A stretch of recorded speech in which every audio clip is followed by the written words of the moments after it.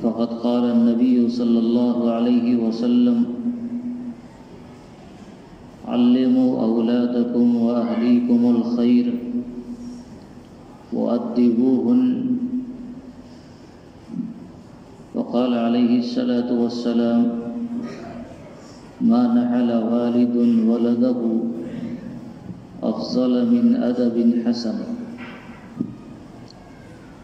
أو كما قال عليه الصلاة والسلام.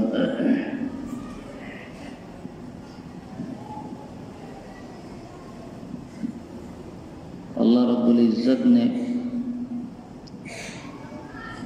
جو ذمہ داریاں ہمارے اوپر دی ہیں وہ دو طرح کی ذمہ داری ہے. ایک ذمہ داری تو خود اپنی ذات کے بارے میں کہ ہم اپنے آپ کو اللہ رب العزت کی مرضی کے مطابق زندگی گزار کر اللہ کی رحمت کے مستحق بنا لیں، اور ایک ذمہ داری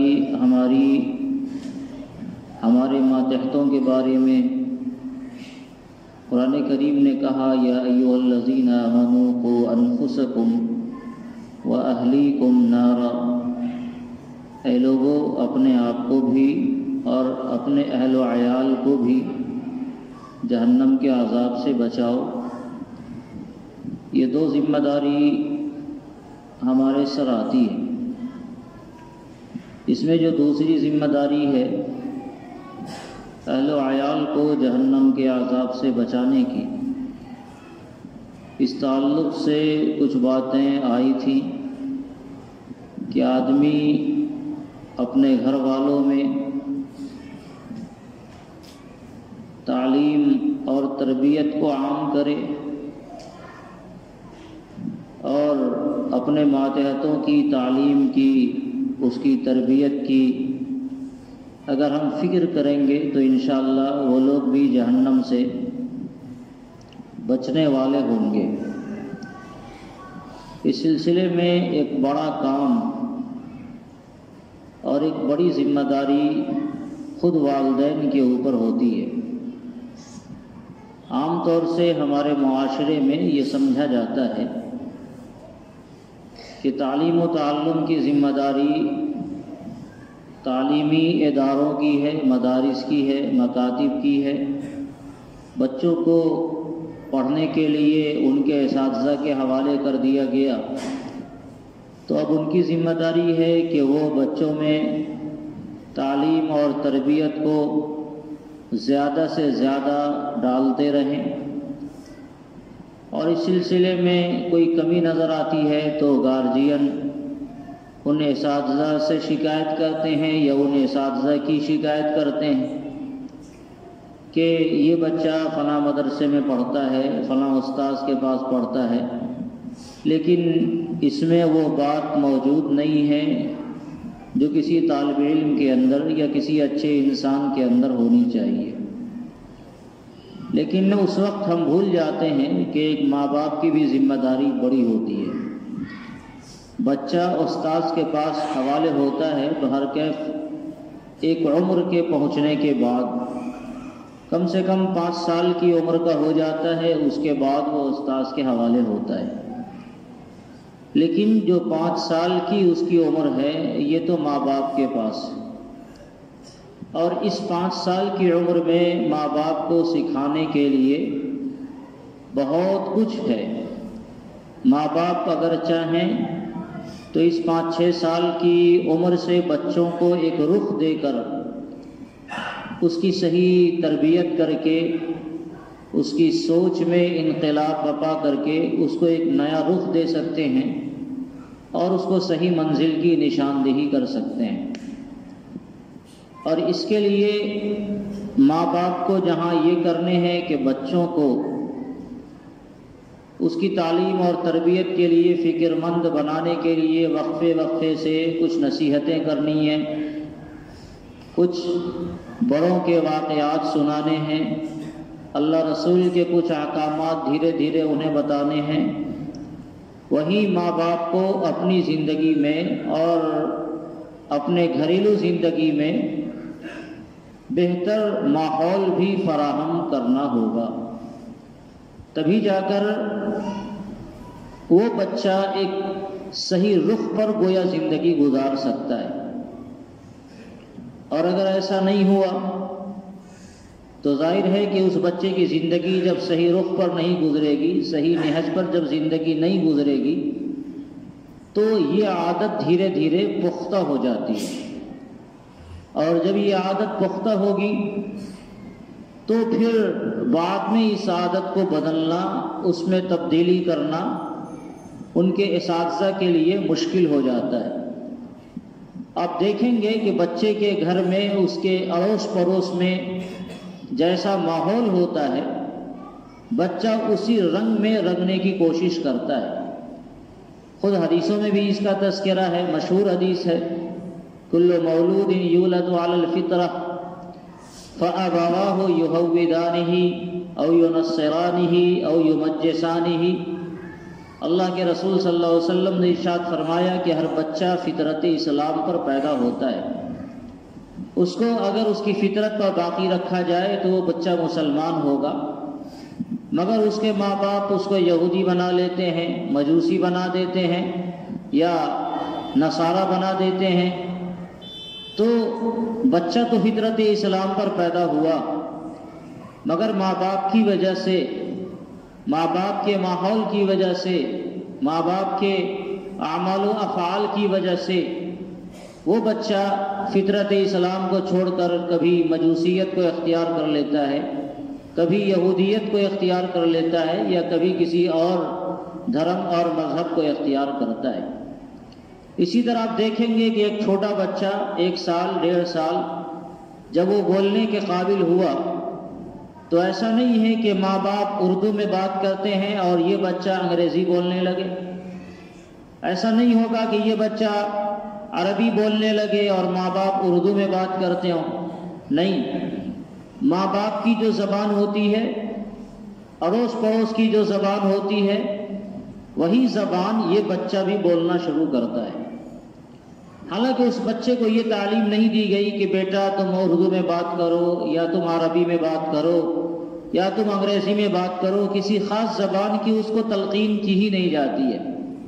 ماں باپ جس زبان میں بات کر رہے ہیں، فطری طور پر وہ بچہ اس زبان کو اپنا لیتا ہے، اور اس کو کچھ سمجھانے کی ضرورت نہیں پڑتی ہے کہ اگر تمہیں اس خواہش کا اظہار کرنا ہے تو یہ جملہ استعمال کرو، اور یہ بولنا ہو تو یہ جملہ استعمال کرو۔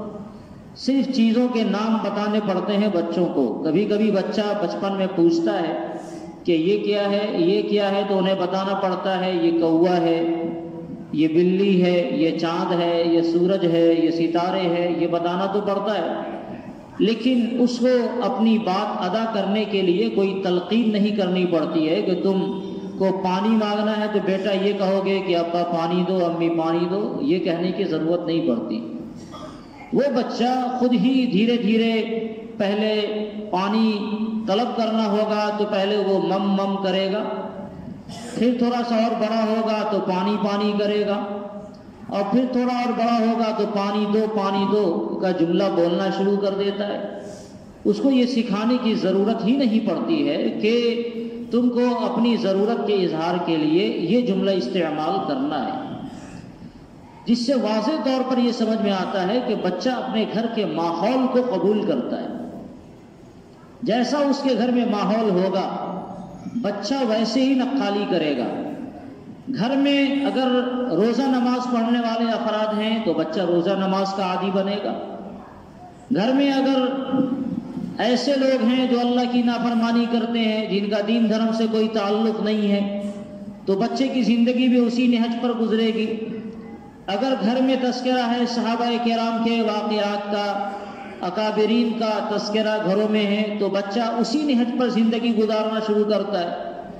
اور اگر آپ کے گھروں میں تذکرہ ہو کرکٹ کی دنیا کا، آپ کے گھروں میں تذکرہ ہو فلمی دنیا کا، تو بچے کی زندگی میں بھی وہی اثرات آتے ہیں، اور اسی نہج پر بچہ آگے کی دنیا کو سوچتا ہے۔ یہ ہر زمانے میں ہوتا ہے۔ اور ہمیشہ ہوتا ہے، آپ کے گھروں میں بھی ہوگا، آپ جیسا پہناوا پہنتے ہیں آپ کے بچے ویسے پہناوا پہنیں گے، آپ جن چیزوں کو کھانا پسند کرتے ہیں، جن چیزوں کو کرنا پسند کرتے ہیں، آپ کے بچے ویسے ہی کریں گے۔ تو ہر آدمی کا اپنا ایک خاص ماحول ہوتا ہے، اور اسی ماحول میں وہ بچہ اسی انداز کی پرورش پاتا ہے۔ شیخ زکریا رحمۃ اللہ علیہ جو بڑے مشہور بزرگ اور عالم اور محدث گزرے ہیں، جن کی کئی کتابیں ہیں، فضائل اعمال ان کی مسجدوں میں پڑھائی جاتی ہیں، ان کے گھر میں ایک خاص ماحول تھا، عالمانہ ماحول، بڑے لوگ آ رہے ہیں، علماء کا آنا جانا ہو رہا ہے، اور خود حضرت شیخ بڑے اللہ والے تھے، لہذا ان کے یہاں بیعت کرنے کا اور لوگوں کو اپنے سلسلے میں جوڑنے کا بھی ایک رواج تھا۔ تو ان کے جو صاحبزادے تھے شیخ طلحہ رحمۃ اللہ علیہ، انتقال ہوا ہے ابھی حال فی الحال میں، ہم لوگوں نے بھی دیکھ رکھا ہے، بڑے بزرگ تھے، عالم نہیں تھے لیکن اللہ تعالیٰ نے بڑا بنایا تھا۔ شیخ طلحہ رحمۃ اللہ علیہ بچے تھے، اور وہ بھی وہی کھیل کھیلتے تھے جو کھیل یا جو کام انہوں نے اپنے گھروں میں دیکھا تھا۔ انہوں نے اپنے گھر میں یہ دیکھا کہ ان کے والد صاحب رحمۃ اللہ علیہ کے پاس لوگ آتے ہیں اور بیعت ہوتے ہیں، ہاتھ پر ہاتھ رکھتے ہیں، خاص کلمات پڑھتے ہیں، بیعت کے جو طریقے ہیں وہ اپناتے ہیں۔ تو یہ بچہ بھی، شیخ طلحہ جب بچے تھے تو اپنے گھر میں چھوٹے چھوٹے بچوں کو لے کر بیعت کا ہی کھیل وہ کھیلا کرتے تھے، یعنی جو کام گھر میں ہو رہا ہے وہی کام اس کی زندگی کا ایک کھیل ہو گیا۔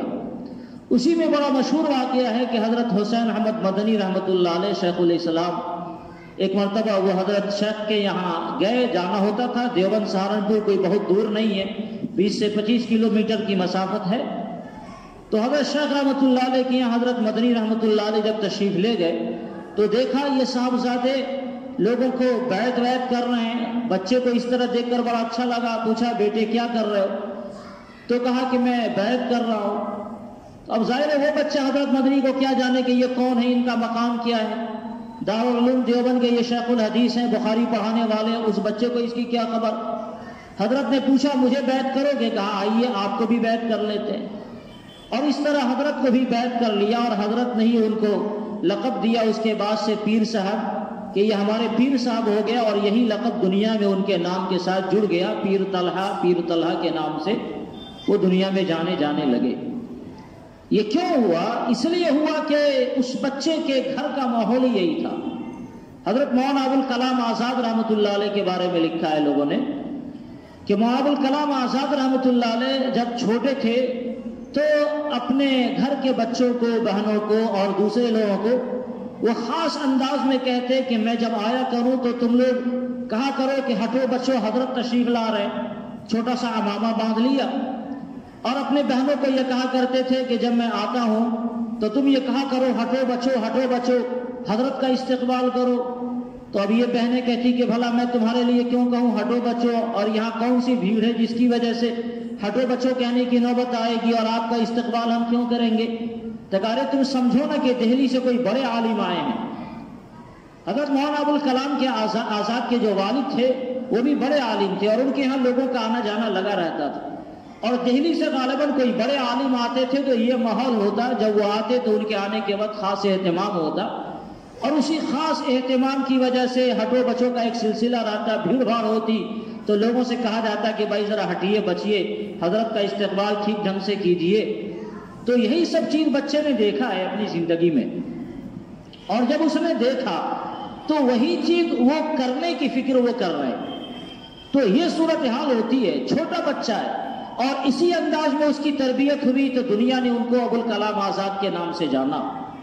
ایک دم چھوٹے سے بچے ہیں لیکن گھر کا جو ماحول ہے اسی ماحول کے اعتبار سے وہ بچہ وہی کھیل کھیل رہا ہے جو کھیل وہ گھر میں کرتا ہوا دیکھتا ہے، اور وہ گھر میں جو بڑا سا بکس ہوتا ہے جس کو ہم لوگ ٹرنک کہتے ہیں اس پر وہ بیٹھ جاتے ہیں، اور گھر کے بچوں کو بلا لیتے اور کہتے کہ تم لوگ یہ سمجھو کہ میں کوئی بہت بڑا علامہ ہوں اور میں تقریر کر رہا ہوں، اور پھر وہ تقریر کرنا شروع کرتے۔ اب بچہ کیا تقریر کرے گا وہ جان ہی رہا ہے، جو اس کے منہ میں آ جائے، جو بات آ جائے، نہ وہ اللہ رسول کی بات ہوگی نہ وہ اپنی بات ہوگی، لیکن بچوں کا یہ ایک کھیل بن گیا اور اسی کھیل کے انداز میں وہ تقریر کر رہے ہیں بچوں کا، اور اس کا فائدہ کیا ہوا؟ دنیا کے وہ بڑے خطیبوں میں شمار کیے گئے، جو دیکھا انہوں نے وہی کیا۔ آپ اپنے بچوں کی زندگیوں کا جائزہ لیں گے تو آپ کو اندازہ لگے گا کہ آپ کے بچے وہی کرنے میں وہ کیا کہتے ہیں شوق رکھتے ہیں جو آپ کی زندگیوں میں ہیں۔ اگر آپ چشمہ لگاتے ہیں تو آپ دیکھیں گے آپ کے بچہ بھی چشمہ لگانے کی کوشش کرے گا۔ آپ کرتا پاجامہ پہنتے ہیں، اسی نہج پر وہ کام کرے گا۔ آپ کا چلنا پھرنا جیسا ہے، آپ کے بچے اور آپ کے عزیز اسی انداز میں وہ کام کرنا شروع کریں گے۔ تو اس سب سے یہ بڑی بات سمجھ میں آتی ہے کہ اگر ہم اپنے بچوں کی صحیح نہج پر تربیت کرنا چاہتے ہیں تو ہماری اپنی زندگی بھی صحیح نہج پر ہونی چاہیے۔ ہم چاہتے ہیں کہ ہمارے بچے قابل بنے، تو اگر ہم قابل نہیں بھی ہوں تو اپنے آپ کو بچوں کی نگاہ میں قابل بنا کر پیش کرنا چاہیے۔ ہم چاہتے ہیں کہ ہمارا بچہ کوئی بڑا آدمی بنے، تو اپنے آپ کو ان بچوں کے پاس بڑا آدمی بن کر پیش کرنا چاہیے۔ کوئی ایسا کام نہیں کریں جس کام کو بچے میں ہم ناپسند کرتے ہوں اور وہ کام ہم بچوں کے سامنے کریں گے تو یہی بچے پھر وہی کام کرنا شروع کر دیں گے۔ ماں باپ کی جیسی تربیت بچوں کے سامنے ہوگی وہ بچہ اسی اثرات کو قبول کرے گا۔ ابھی جو اس کی تختی ہے، اس کے دل کی جو تختی ہے وہ بالکل سپاٹ ہے، اور اس پر جو لکھ دیا جائے ابھی بس وہی لکھا ہوا رہے گا، اور آخری وقت تک اس کے اثرات اس کی زندگی میں رہیں گے۔ آخر ہم سب لوگ بچپن کے دور سے گزرے ہیں کہ نہیں گزرے ہیں؟ آپ اپنی زندگیوں کا جائزہ لیں گے تو آپ کو یاد آئے گا کہ بہت سارے بچپن کے واقعات آپ کو اب بھی یاد ہیں، اور اس کے اثرات کہیں نہ کہیں آپ کی زندگیوں میں اب بھی موجود ہیں۔ اس لیے ماں باپ کی ذمہ داری بڑی ہوتی ہے، استاد کی ذمہ داری یقیناً ہے، لیکن اس سے پہلے ماں باپ کے پاس وہ بچہ پرورش پا رہا ہے تو ماں باپ کی ذمہ داری بڑی ہے کہ ماں باپ اپنے بچوں کی تربیت کے لیے اپنے آپ کو بھی سنوارنے کی اور اپنے آپ کو بھی صحیح راہ پر لانے کی فکر کریں، اور پھر اسی انداز میں بچوں کی پرورش کریں، اسی انداز میں بچوں کی تربیت کریں۔ جیسے آپ کے اثرات آپ کی زندگی میں ہوں گے ویسے ہی اثرات ان بچوں کی زندگی میں ہوں گے۔ ایک صاحب کے بارے میں ایک بڑے بزرگ نے ایک واقعہ سنایا کہ ایک بچے کو حفظ کرنے کے لیے دیا گیا۔ جب بچہ حفظ کرنے کے لیے استاد کے حوالے ہوا تو 3 پارہ اس بچے نے بڑی تیزی میں حفظ کر لیے، اور 3 پارے کے بعد جیسے عام بچے حفظ کرتے ہیں معمول کے مطابق اس کی رفتار میں کمی آ گئی، اور عام معمول کے مطابق اس نے حفظ کرنا شروع کیا۔ تو استاد کو بڑا تعجب ہوا کہ 3 پارہ اس نے بڑی تیزی میں حفظ کیا، اس کے بعد کی صورتحال ویسی نہیں رہی جیسے 3 پارہ کی تھی۔ تو اس بچے نے باپ سے کہا، اس کے استاد نے باپ سے کہا، اور باپ نے آ کر اس کا تذکرہ اپنی اہلیہ سے کیا کہ یہ صورتحال ہے۔ تو ماں مسکراتی ہے اور ماں بولتی ہے کہ 3 پارے کا جو اثر اس کی زندگی میں ہے در حقیقت وہ میری زندگی کا اثر ہے، اور اس کی وجہ سے اللہ تعالیٰ نے وہ اثر اس کی زندگی میں پیدا کیا۔ مجھے 3 پارے یاد ہیں، اور میں جب بھی اپنے بچے کو گود لیتی تھی تو میں ان 3 پاروں کو دہرانے کی کوشش کرتی تھی۔ اسے دودھ پلایا تو قرآن کریم کی تلاوت میں کر رہی ہوں۔ اس کا اثر یہ ہوا کہ اللہ تعالیٰ نے گویا فطری نظام کے مطابق وہ 3 پارے بچے کے سینوں میں ڈال دیے، اور جب بچہ حفظ کرنے کے قابل ہوتا ہے تو ان 3 پاروں کو بڑی آسانی سے قبول کر لیا، اور اس کے بعد چونکہ وہ بات نہیں ہے لہذا اس کے بعد زندگی نارمل ہو گئی، معمول کے مطابق آ گئی۔ تو اس سے سمجھ میں آتا ہے کہ ماں باپ کا کردار بہت بڑا ہوتا ہے، اور اسی لیے نبی اکرم صلی اللہ علیہ وسلم نے مختلف مقامات پر، 1-2 مقام پر نہیں، مختلف مقامات پر آپ نے لوگوں کو تلقین فرمائی کہ اے لوگوں اپنے گھر والوں کے تعلیم اور اس کی تربیت کے لیے فکر مند ہوا کرو۔ آقا علیہ الصلوۃ والسلام نے ارشاد فرمایا علموا اہلیکم واولادکم الخیر، اپنے گھر والوں کو اور اپنی اولاد کو بھلائی کی تعلیم دو اور انہیں بہترین تربیت سے آراستہ کرو، اور جان لو کہ کوئی بھی ماں باپ اپنی اولاد کو بہترین تربیت سے زیادہ کوئی قیمتی تحفہ نہیں دے سکتا ہے۔ اور اسی لیے قرآن کریم کے اندر بھی آپ دیکھیں گے کہ حضرات انبیاء کرام علیہ الصلوۃ والسلام کے واقعات اللہ تعالیٰ نے جہاں ارشاد فرمائے ہیں وہیں یہ بھی ارشاد فرمایا کہ وہ اپنے گھر والوں کے ساتھ کیا سلوک کرتے تھے، یا خود اللہ تعالیٰ نے یہ حکم دیا کہ آپ کو اپنے گھر والوں کے ساتھ کیا برتاؤ کرنی ہے. خود حضور علیہ السلام کو یہ تلقین فرمائی گئی، وَأَمُرْ أَهْلَكَ بِالصَّلَاةِ وَاصْطَبِرْ عَلَيْهَا، اے نبی اپنے گھر والوں کو نماز کی تلقین فرمائیں اور خود بھی اس پر آپ جمے رہیں. نبی کو نہیں، جلیل القدر نبی کو، سید الانبیاء نبی کو اس بات کی تلقین کی جا رہی ہے کہ آپ گھر والوں کو بھی نماز کی تلقین کریں، اور آگے کا حکم دیا گیا کہ آپ خود بھی جمے رہیں. آپ جب جمے رہیں گے تو آپ کو دیکھ کر آپ کے گھر والے اسی رنگ میں رنگیں گے اور وہ بھی نماز کا اہتمام کریں گے. حضرات انبیاء کرام علیہ السلام نے خاص طور سے سیدنا یعقوب علیہ السلام کا تذکرہ قرآن کریم نے اس پس منظر میں کیا، سیدنا اسماعیل علیہ السلام کا تذکرہ کیا، سیدنا ابراہیم علیہ السلام کا بھی تذکرہ کیا. حضرت ابراہیم علیہ السلام کے بارے میں آتا ہے کہ جہاں انہوں نے اللہ تعالیٰ سے یہ دعا فرمائی کہ رب اجعل ھذا بلدا آمنا وارزق اہلہ من الثمرات، یا اللہ اس شہر کو امن والا شہر بنا دیں اور یہاں روزیوں کا انتظام فرما دیں. وہیں یہ بھی دعا فرمائی ھذا البلد آمنا واجنبنی وبنی ان نعبد الاصنام، کہ خدایا اس شہر کو امن والا شہر بنا اور میری نسلوں کی صحیح تربیت فرما، اس کو بت پرستی سے اس کی حفاظت فرما. ایک طرف آپ دیکھیں حضرت ابراہیم علیہ السلام کا ماجرا کہ اللہ تعالیٰ نے یہ حکم دیا کہ اپنے بیٹے کو اور اپنی بیوی کو ایک دم ایسے علاقے میں چھوڑ جاؤ جہاں کوئی نہیں ہے، تو انہوں نے اللہ کے حکم پر ان کو چھوڑ دیا اور ایک مرتبہ واپس مڑ کر بھی نہیں دیکھا کہ ان کے حالات کیا ہیں، اور بیوی کے کہنے پر بھی جواب نہیں دیا کہ ہم تمہارا انتظام کریں گے یا نہیں کریں گے.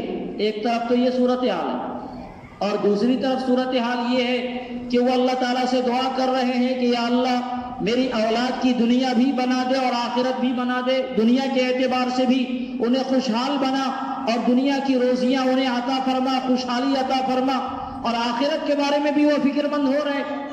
اس کا مطلب یہ ہے کہ ماں باپ کی ذمہ داری بڑی ہوتی ہے، اور اسی ذمہ داری کا احساس کرتے ہوئے انبیاء کرام علیہ السلام کے واقعات کو قرآن کریم نے بیان کیا. سیدنا اسماعیل علیہ السلام کے بارے میں قرآن کہتا ہے وَكَانَ يَأْمُرُ أَهْلَهُ بِالصَّلَاةِ وَالزَّكَاةِ، وہ اپنے گھر والوں کو نماز اور زکوٰۃ کا حکم دیا کرتے تھے. یہ تو عام آدمی بھی دیتا ہے. حضرت اسماعیل علیہ السلام کی خصوصیت اس میں کیا ہے؟ وہ خصوصیت یہی ہے کہ نبی ہو کر اس کی تلقین فرما رہے اور بڑے اہتمام کے ساتھ اس کی تلقین فرما رہے. جب نبی ہو کر اس کی تلقین فرماتے ہیں تو عام آدمیوں کی ذمہ داری اور زیادہ بڑھ جاتی ہے کہ وہ اپنے گھر والوں کو اس کی تلقین فرماویں. اور جب بچوں میں اس کی تلقین آپ کریں گے تو اس تلقین کی وجہ سے یہ بچے جب بڑے ہوں گے تو یقین جانیے پھر آپ کی آنکھوں کے ٹھنڈک بنیں گے. ایک بہت بڑے بزرگ گزرے ہیں حضرت خواجہ معین الدین چشتی رحمۃ اللہ علیہ، ساری دنیا ان کا نام جانتی ہے. ایک مرتبہ وہ کسی علاقے میں گئے، اور جب کسی علاقے میں جاتے تھے تو بڑی تعداد میں لوگ ان کے ہاتھ پر توبہ کرتے تھے. ایک مرتبہ ایک علاقے میں گئے اور وہاں سے گھر جب واپس آئے تو بڑے شاداں، بڑے خوش، اور گھر میں اپنی خوشی کا اظہار کیا. ماں سے ملاقات کی اور ماں سے اپنی خوشی کا اظہار کیا. ماں نے پوچھا کہ بیٹا کیا بات ہے، بڑے خوش نظر آ رہے ہو؟ کہ اماں یہ سفر ہمارا بہت کامیاب رہا، اس سفر میں 1 لاکھ لوگ تو ہاتھ پر اسلام قبول کیے اور 7 لاکھ مسلمانوں نے ہمارے ہاتھ پر توبہ کی. ایک دم جدھر جاتے کایا پلٹ دیتے تھے، بڑے بزرگ تھے اور ان کی باتوں میں اللہ نے وہ اثر رکھا تھا. 1 لاکھ آدمی ایک سفر میں مسلمان ہو رہا ہے اور 7 لاکھ آدمی ان کے ہاتھ پر توبہ کر کے اچھی زندگی گزارنے کا وعدہ کر رہا ہے. تو ماں نے کہا کہ بیٹا اس میں آپ کا کوئی کمال نہیں ہے. یہ بڑے حیران ہوئے کہ اتنا بڑا کام اللہ تعالیٰ نے ہم سے لیا اور پھر بھی ماں کہہ رہی ہے کہ بیٹا اس میں آپ کا کوئی کمال نہیں. کہا ہاں، اس میں اصل ہماری تربیت کا اثر ہے. میں نے آپ کی تربیت ایسی کی اور میں نے آپ کے لیے دعائیں ایسی مانگی کہ آج اللہ تعالیٰ آپ سے اس طرح کا کام لے رہا ہے. تو سمجھ میں آتا ہے کہ ماں باپ کی ذمہ داریاں کیوں بڑی ہیں. اس لیے کہ اللہ تعالیٰ نے ان کے ہاتھوں سے ایک مستقبل کو پلوانے کا کام کیا ہے اور ان کے ذریعے جب جو بنیاد پڑے گی وہی بنیاد آخر وقت تک چلی جاتی رہے گی. حضرت جنید بغدادی رحمۃ اللہ علیہ جو بڑے بزرگوں میں آتے ہیں اور پیروں کے پیر مانے جاتے ہیں، ان کے بارے میں ساری دنیا جانتی ہے۔ بچپن میں میں نے تلقین کی جب وہ پڑھنے کے لیے نکلے کہ بیٹا جھوٹ نہیں بولنا، اور بازو میں سونے کے 40 سکے انہوں نے رکھ دیے چھپا کر، اس کو سل دیا اور کہہ دیا کہ بیٹا جب ضرورت ہو تو اس کو نکالنا ہے اور نکال کر استعمال کرنا ہے اور اپنی ضرورت میں اس کا استعمال کرنا ہے، لیکن یاد رکھو کبھی جھوٹ نہیں بولنا ہے۔ وہ زمانہ تھا سفر کا، جانوروں کے ذریعے قافلوں میں لوگ سفر کیا کرتے تھے، آج کا زمانہ تو تھا نہیں، اور ڈاکوؤں کے حملے خوب ہوتے تھے۔ چنانچہ اس قافلے پر ڈاکو کا حملہ ہوا، سب کے مال چھین لیے گئے۔ اس بچے کی طرف کسی کی توجہ نہیں ہوئی، چھوٹا بچہ، اس کے پاس مال ہی کیا ہوگا؟ لیکن کسی ڈاکو نے پوچھا کہ بیٹا تمہارے پاس بھی کچھ ہے؟ کہا ہاں ہے۔ ماں کی وہ نصیحت یاد آئی، بیٹا جھوٹ نہیں بولنا ہے۔ تو بچے نے کہا کہ ہاں ہمارے پاس ہے۔ کیا ہے؟ میرے پاس سونے کے 40 سکے ہیں، پورے قافلے میں جتنا مال لوٹا گیا تھا اس کی بھی اہمیت اتنی نہیں رہی ہوگی جتنا اس چھوٹے بچے کے پاس اتنا مال ہے۔ سونے کا ایک سکہ آج کے زمانے میں اس کی مالیت کا اندازہ لگائیے، کم سے کم 3 سے 4 لاکھ کا ہوگا، اور 40 سکے چھوٹے بچے نے اپنے بازو میں چھپا کر رکھا تھا، لیکن جھوٹ نہیں بولنا تھا۔ تو ڈاکو سے کہہ دیا کہ میرے پاس سونے کے 40 سکے ہیں۔ ڈاکو کی آنکھ پھٹی کی پھٹی رہ گئی، یہ کیا ماجرا ہے؟ اسے اٹھایا، اپنے سردار کے پاس لے گیا کہ سردار جی یہ عجیب بات بول رہا ہے۔ سردار نے پوچھا بیٹا تمہارے پاس کچھ مال ہے؟ کہا ہاں۔ تو کیا ہے؟ میرے پاس سونے کے 40 سکے۔ کہاں ہیں؟ تو یہاں میں نے چھپا رکھے، میری ماں نے سل دیا تھا۔ اسے کھولا گیا تو واقعی دیکھا کہ اس میں 40 سکے ہیں۔ ڈاکو نے لے لیا، لیکن اس سے پوچھا کہ بیٹا اگر تم جھوٹ بول کر اس کو چھپانا چاہتے تو چھپا سکتے تھے، کسی کی نگاہ اس پر نہیں گئی تھی، تم خود ہی بول دیے، اپنے راز کو تم نے فاش کیا اور اس طرح تمہارا مال ہمارے حوالے ہو گیا، آخر ایسا کیوں کیا؟ تو اس بچے نے کہا کہ میری ماں نے چلتے وقت نصیحت کی تھی کہ بیٹا جھوٹ نہیں بولنا ہے، جھوٹ سے اللہ ناراض ہوتے ہیں، اور مجھے ماں کی نصیحت یاد ہے، اس لیے میں کبھی جھوٹ نہیں بول سکتا چاہے ہمارا سارا مال ضائع ہو جائے۔ ڈاکوؤں کو ایسی نصیحت ہوئی کہ ڈاکوؤں کی پوری جماعت نے توبہ کر لیا کہ ایک چھوٹے بچے کو اپنی ماں کی نصیحت کا اتنا پاس و خیال ہے، اور ہم سب کو اللہ رب العزت کے احکام کا کوئی خیال نہیں۔ چنانچہ پوری ڈاکو کی جماعت توبہ کر کے سب اللہ والے ہو گئے۔ اور یہ وہ بچہ جو اس تربیت کے ساتھ جب تربیت پاتا ہے تو وقت کا اتنا بڑا شیخ اور اتنا بڑا ولی بنتا ہے کہ دنیا اس کو جنید بغدادی کے نام سے جانتی ہے۔ اس لیے میرے بزرگوں اور دوستوں، گزارش یہ کرنی ہے، آج کے ماحول میں جب بچے ہمارے ہاتھوں سے نکلنے کی کوشش کر رہے ہیں، ان کی تربیت جہاں اساتذہ کی ذمہ داری ہے، وہیں اس سے زیادہ تربیت دینا ان کے ماں باپ کی ذمہ داری ہے۔ اور ماں باپ کو تربیت دینے کی ذمہ داری میں ماں باپ کی اپنی ذمہ داری یہ بنتی ہے کہ وہ اپنی زندگیوں کو بدلیں۔ آپ نماز نہیں پڑھیں گے اور آپ چاہیں آپ کا بیٹا نماز پڑھنے والا بن جائے، آپ جھوٹ نہیں بولیں گے، آپ چاہیں گے آپ کا بیٹا سچ بولنے والا بن جائے، تو یہ محال است جنو۔ باپ اگر گانا گائے گا تو بیٹا ڈانس کرنے والا ہی ہوگا، اس سے کسی ولی اللہ ہونے کی توقع رکھنا یہ بیکار ہے۔ کبھی ایسا ہو جاتا ہے کہ نبی کے گھر میں شیطان پیدا اور شیطان کے گھر میں نبی پیدا، وہ اللہ تعالیٰ کی قدرت ہے، ورنہ عام طور سے یہی ہوتا ہے کہ جیسی بیج ہوگی ویسے ہی درخت نکلیں گے اور ویسے ہی اس کا پھل نکلے گا۔ اس لیے ماں باپ کی بڑی ذمہ داری ہوتی ہے کہ جب ان کے گھر میں اولاد آ جائے، ان کے یہاں بچوں کی پرورش کا زمانہ ہونے لگے، تو کم سے کم آپ یہ سوچیں کہ اب تک کی جو زندگی آپ کی گزری وہ آپ کی اپنی زندگی تھی، جیسا چاہا آپ نے ویسا گزار لیا، لیکن آئندہ زندگی آپ کی اپنی نہیں ہے، یہ زندگی آپ کی اولاد کی ہے، آپ کے بچوں کی ہے۔ اپنے بچوں کا مستقبل دیکھ کر اور انہیں دیکھ کر آپ کو اپنی زندگی کے رخ کو طے کرنا چاہیے، تاکہ کم سے کم آپ کے بچوں کا مستقبل بہتر سے بہتر ہو سکے، اس کی تربیت بہتر انداز میں ہو سکے۔ اور جب آپ ایسا کریں گے تو انشاءاللہ آپ کے گھر میں بہتر مستقبل آئے گا۔ پھر وہ رونا ہم لوگ نہیں روئیں گے جو اکثر روتے ہیں کہ بچے بات نہیں مانتے، بچے خراب ہو گئے، بچے ایسا ہو گئے، بچے آنکھوں کی ٹھنڈک نہیں رہے، یہ صورتحال پیش نہیں آئے گی۔ اللہ تعالیٰ سے دعا ہے کہ اللہ تعالیٰ ہم سب کو کہنے سننے سے زیادہ عمل کی توفیق عطا فرمائے۔ آمین وآخر دعوانا الحمدللہ رب العالمین۔